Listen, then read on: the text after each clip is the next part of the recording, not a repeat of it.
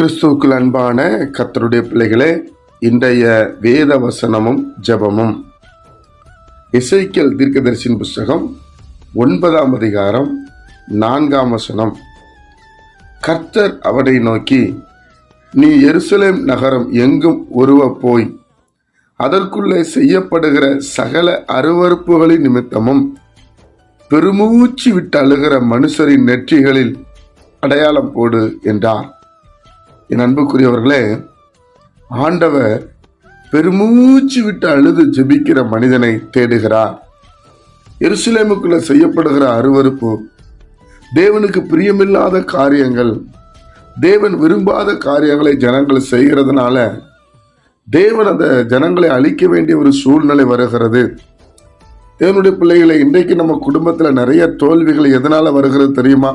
தேவனுக்கு பிரியமில்லாத காரியங்களை செய்கிறதுனால. அதனால ஆண்டவர் எசேக்கியேல்கிட்ட சொல்லுகிறார், இந்த பட்டணத்துக்குள்ளே பெருமூச்சு விட்டு அழுகிற ஜனங்கள் இருக்கிறார்கள். ஐயோ, தேவனுக்கு விரோதமாய் துரோகம் பண்ணுகிறார்களே, தேவனை இப்படி தேவனை கஷ்டப்படுத்துறாங்களே, தேவனுடைய வசனத்துக்கு கீழ்ப்படியாம இப்படி செய்யறாங்களே, பாவம் செய்யறாங்களே, துரோகம் பண்றாங்களே என்று சொல்லி ஒரு சில ஜனங்கள் இருக்கிறார்கள். அவர்கள் தான் ஜெபிக்கிறவர்கள். பெருமூச்சு விட்டு அழுகிற ஜனம் பெருமூச்சு விடுவாங்க. ஐயோ, இப்படி நடக்குது, அவங்களை அறியாம கண்ணீர் வந்து கொண்டே இருக்கும். அந்த ஜனங்கள் மேல நெற்றியில ஒரு அடையாளம் போடு என்று சொல்லுகிறார்.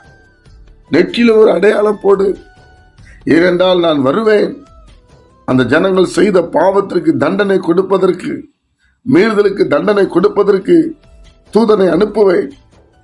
அப்பொழுது எந்தெந்த நெற்றியில அந்த அடையாளம் இல்லையோ அவர்களை அங்கே இராமல் பண்ணுவார்.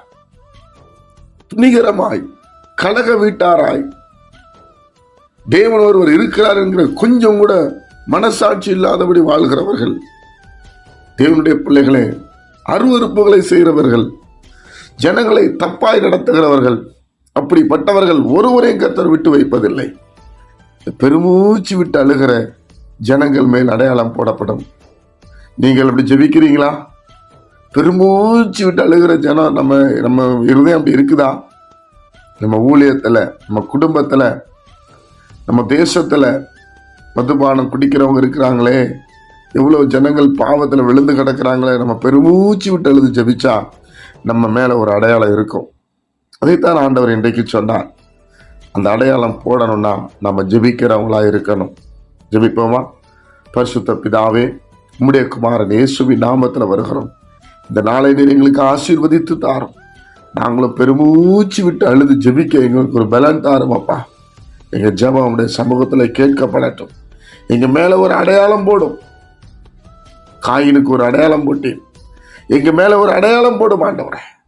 நாங்கள் உமக்குள்ள பலனடைய உதவி செய்யும். கேட்கிற ஒவ்வொரு பிள்ளைகளை ஆசீர்வதியும்.